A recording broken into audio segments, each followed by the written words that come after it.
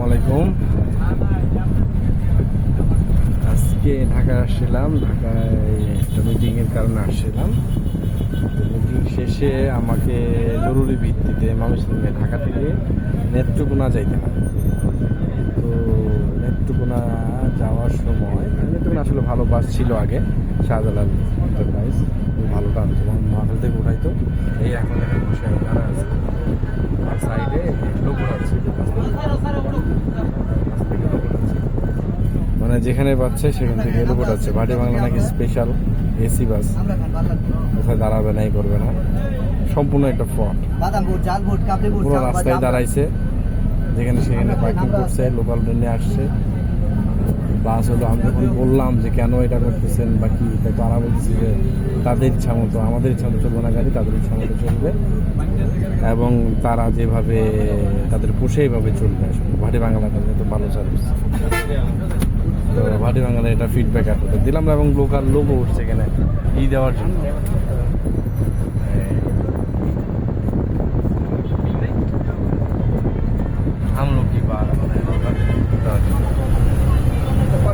আরে দাঁড়ায় দাঁড়ান, দাঁড়ায় দাঁড়ায় লোক ওঠান, সমস্যা কি? এভাবে টানতেছেন কে?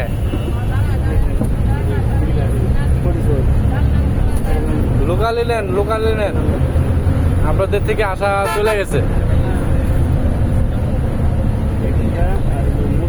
শুধু ভাড়াটা নেওয়ার সময় আইসেন।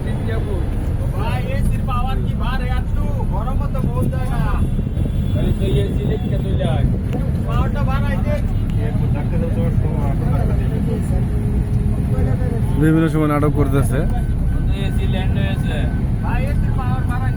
আরে বক্সগুলা খোলা কেন? এগুলা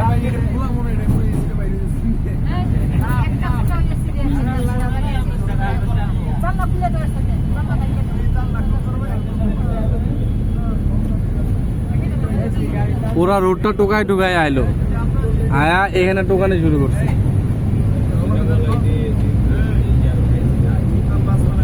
দেখতেছেন কি অবস্থা। উস্তাদ রে কইলাম, উস্তাদ গেল খেইপা, উস্তাদ গেল প্যাসেঞ্জারের মতো চলবো। হ্যাঁ, আর বাহুতে চলবো। হ্যাঁ, ভাটি বাংলা এক্সপ্রেস।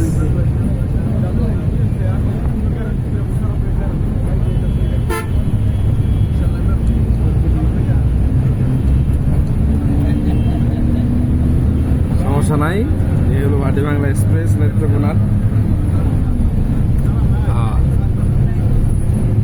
দেখা দেখা যাচ্ছি, আল্লাহ নেক নেত্রকোনা যাই। পরে ভাই আছে, ভাইকে জানাবো, দেখি ভাই কি করতে হয়। আসসালামু আলাইকুম। একটা ফিডব্যাক রিভিউ দিলাম আপনাদের যে আসলে আমাদের বর্তমানে বাস পরিবহন ব্যবস্থা এরকম, মানে আমরা জিম্মি মানুষের কাছে, মানুষ আমাদেরকে জিম্মি করে ফেলছে। হ্যাঁ, মানুষ আমাদেরকে জিম্মি করে ফেলছে, আমরা জিম্মি। তারা যেভাবে বলবে আমরা সেভাবে চলবো, তারা যেভাবে নেবে আমরা সেভাবে নেব। আসার সময় একটা এক্সপিরিয়েন্সের কথা বলি।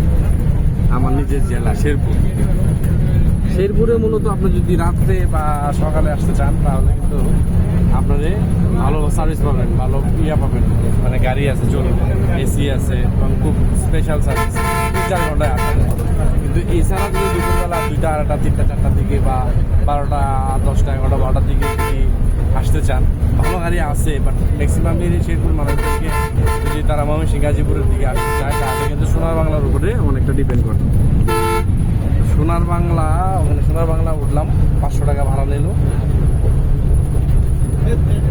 তারা ঢাকা আসা আগ পর্যন্ত প্রত্যেকটা জায়গায় যারা করাইছে, প্রত্যেকটা জায়গায় মানুষের কাছ থেকে টাকা নিচ্ছে। 10 টাকার ভাড়া হলেও নিচ্ছে, মানে 10 টাকার ভাড়া হলেও উঠাইছে।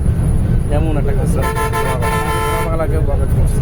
তারপর থেকে সোনার বাংলা কোনো সময় কোথাও না, যদি কোনো সময় হাইটেও আসতে হয় তবে হাইটে আসবে, কিন্তু সোনার বাংলা উঠবো।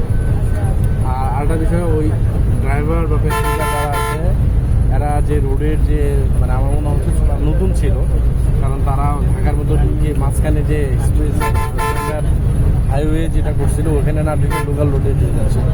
তো ওই রোডে অনেক জ্যাম করে গেছিলো, পরে আমি অনেকটা ধারে দেওয়ার পরে এরা রোড রোডে আসছে। তারপরে এটা তাড়াতাড়ি আমরা যেতে পারছি মহাখালী। অনেক কাস্টমার বা যাত্রীরা আমাকে অনেক ধন্যবাদ জানাইছে, কারণ ওই সময় আমি হতে পারছিলাম, আর কেউ করে নাই।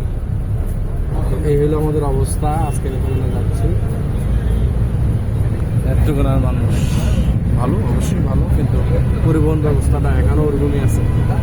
হ্যাঁ, এগুলো চেঞ্জ হয় না, এগুলো সংস্কার দরকার। সংস্কার, কত সংস্কার দরকার? বহুত সংস্কার হয়েছে ভাই, আমার একটু সংস্কারের দরকার নাই, বাট আমি যা শুধু আপনাদের জানাইলাম যে আসলে আমাদের এই অবস্থা।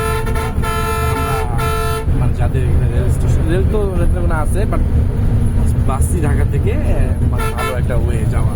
শাহজালাল ছিল আগে এশিয়ান, সে বাস গেট ব্লক করছে মহাখালী থেকে ঢাকা মানে নেত্রকোনা যায় নামাইছে, এর আগেও নামায় নাই। যাচ্ছি বাংলা দেখি কি হয়।